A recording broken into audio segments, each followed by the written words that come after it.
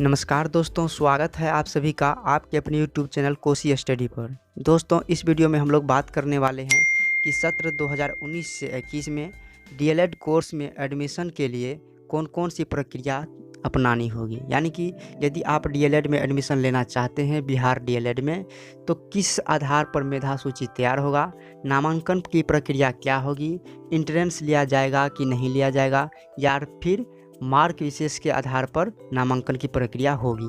तो दोस्तों, इन सभी चीज़ों पर हम लोग अभी डिस्कस करेंगे और साथ ही साथ ये भी क्लियर करेंगे कि इस फॉर्म को कौन भर सकता है और कौन नहीं भर सकता है, किस स्टेट वाले के लिए यह है, कौन से स्टेट वाले के लिए यह नहीं है। साथ ही मेरे नए मेहमानों से एक छोटी सी रिक्वेस्ट है, यदि आप चैनल पर पहली बार विजिट किए हैं तो निश्चित रूप से चैनल को सब्सक्राइब करके और चैनल के घंटी को ज़रूर बजा दीजिए, ताकि आपको प्रसाद सही मिल सके और इस प्रसाद का लाभ आपको पूरी तरह से मिल सके।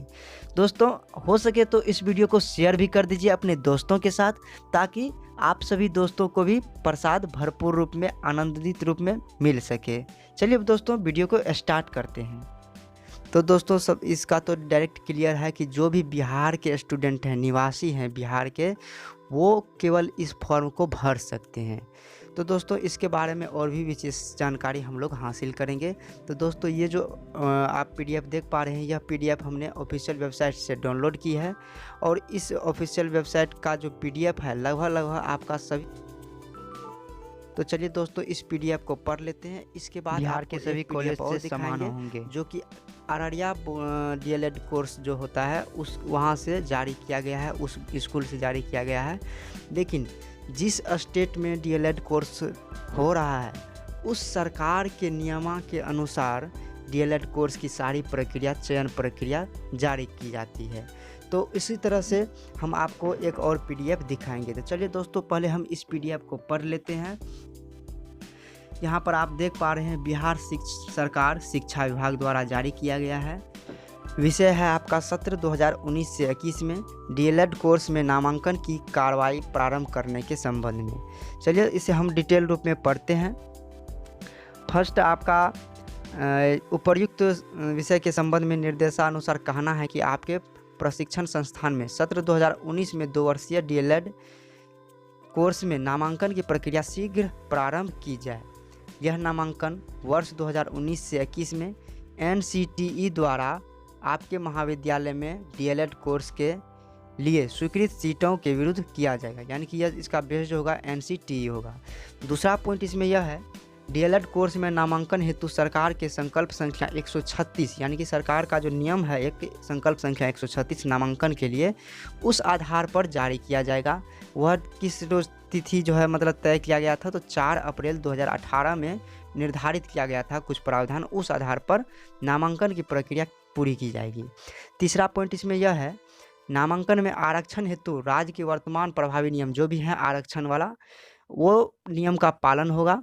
और साथ ही जो है सभी प्राचार्य अपने प्रशिक्षण महाविद्यालय हेतु अलग अलग विज्ञापन प्रकाशित करेंगे।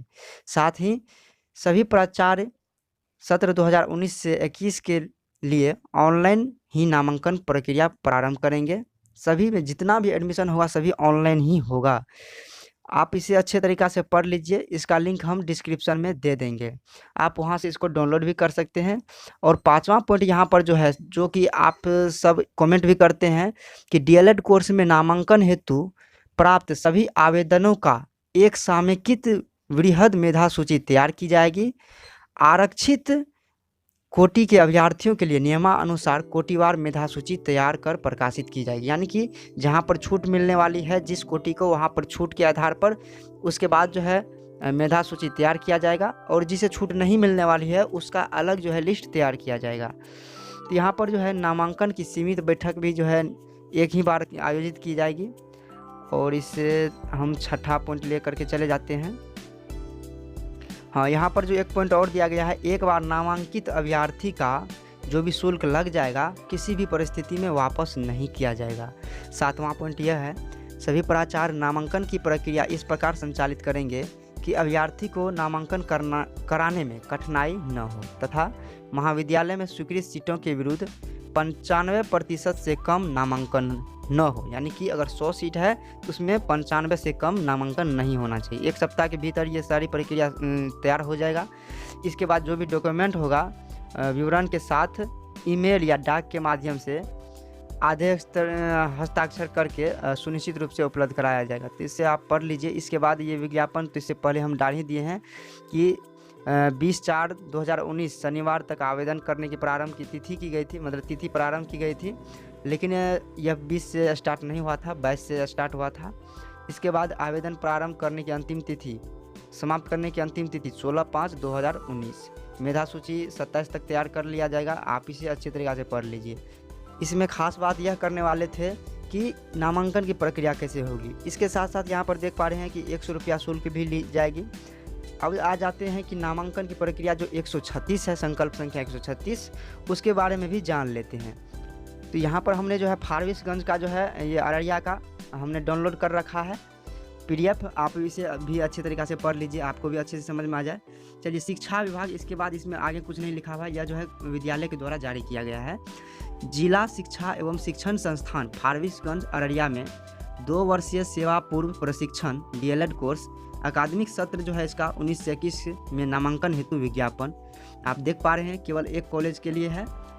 नामांकन हेतु सीटों की संख्या 50 है, महिला एवं पुरुष दोनों मिला करके। इसके बाद नामांकन हेतु आहारता क्या होनी चाहिए नामांकन हेतु। तो नामांकन हेतु पहला जो लिखा गया है, अभ्यर्थियों की न्यूनतम शैक्षिक आहारता इंटर होना चाहिए, यानी कि +2 होना चाहिए।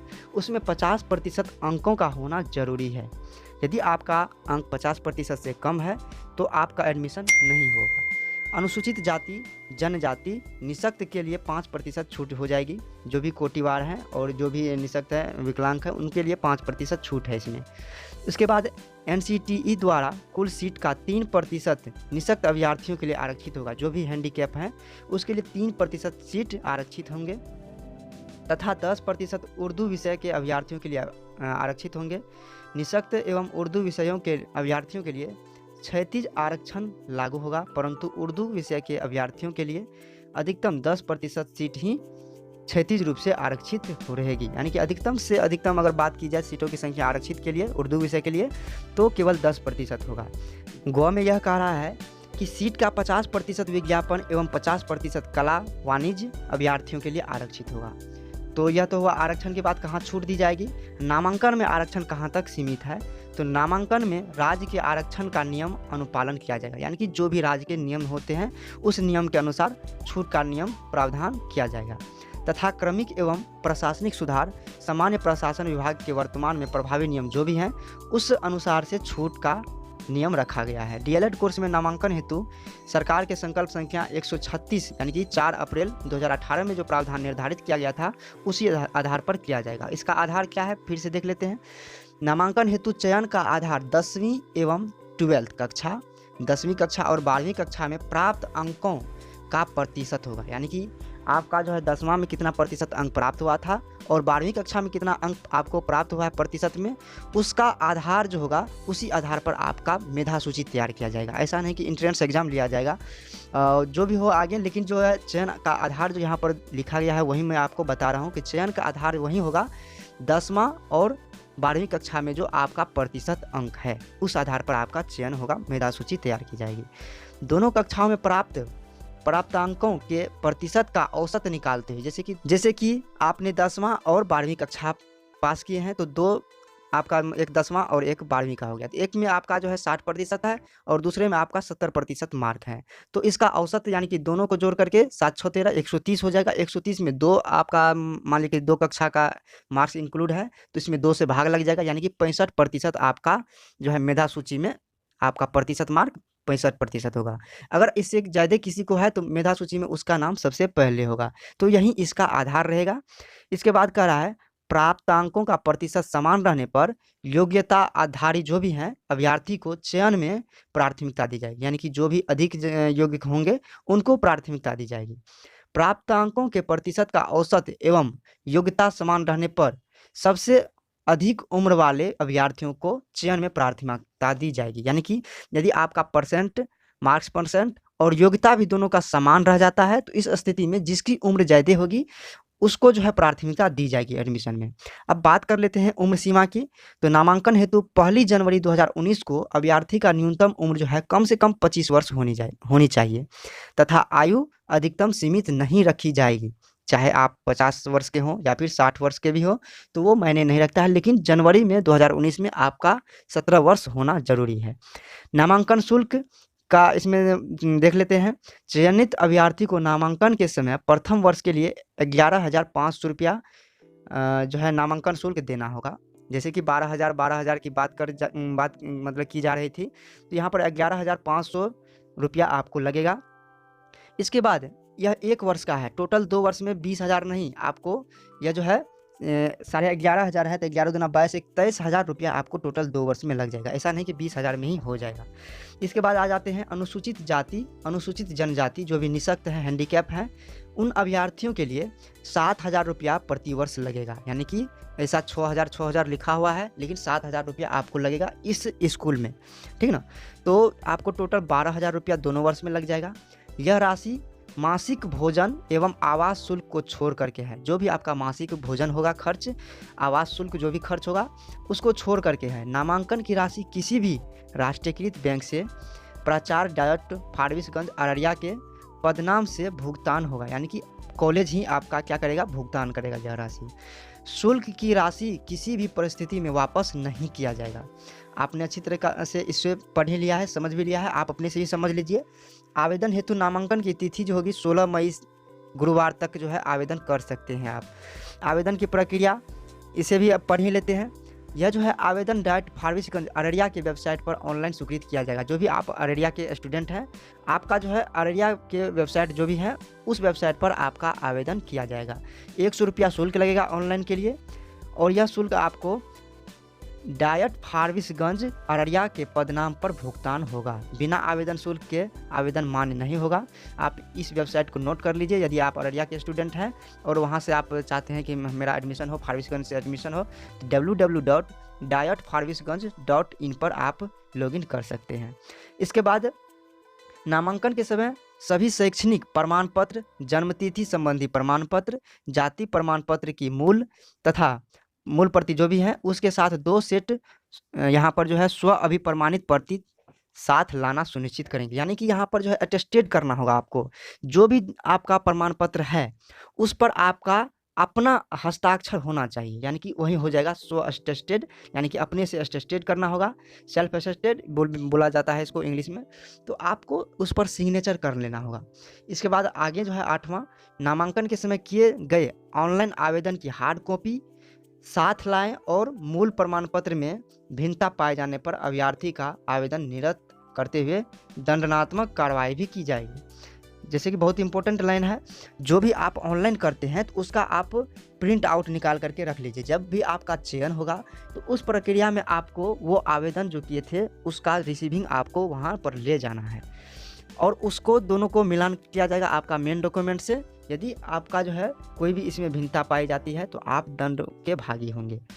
अब आ जाते हैं मेधा सूची चयन सूची संस्थागत के वेबसाइट पर निर्धारित समय के अंदर देखा जा सकता है। यहाँ पर कैलेंडर जारी किया गया है। आपका जो है किस दिन किस तिथि को क्या प्रकाशित होने वाला है उसकी सूची तैयार की गई है। तो आप इसे आसानी से पढ़ लीजिए, या फिर इससे पहले वाले वीडियो में भी हम डिटेल जानकारी दे रखे हैं। और फॉर्म आप कैसे फिल करेंगे इसके लिए भी हमने स्पेशल वीडियो बना रखी है। तो हम पटना के लिए, अररिया के लिए अलग अलग भी वीडियो तैयार कर देंगे। तो आप जो है पहले वाला वीडियो को भी देखकर सेम प्रक्रिया है, आप फॉर्म फिलअप कर सकते हैं। अपने मोबाइल से कर सकते हैं, अपने घर बैठे कर सकते हैं। चालान भी आप खुद अपने मोबाइल से ही भर सकते हैं। चाहे आप अपने बैंक जा कर के, स्टेट बैंक जा कर के भी आप, ब्रांच जा कर के भी आप चालान कटवा सकते हैं। तो दोस्तों आज के लिए बस इतना ही। मिलते हैं आपको नेक्स्ट वीडियो में। यदि वीडियो अच्छा लगे तो वीडियो को जरूर लाइक कर दें, चैनल को सब्सक्राइब करके घंटी जरूर बजा लीजिए। जब तक मंदिर का घंटी नहीं बजेगा प्रसाद आपको नहीं मिलेगी। तो निश्चित रूप से प्रसाद लेने के लिए घंटी जरूर बजा दीजिए इस मंदिर का। मिलते हैं आपको नेक्स्ट वीडियो में, तब तक के लिए धन्यवाद।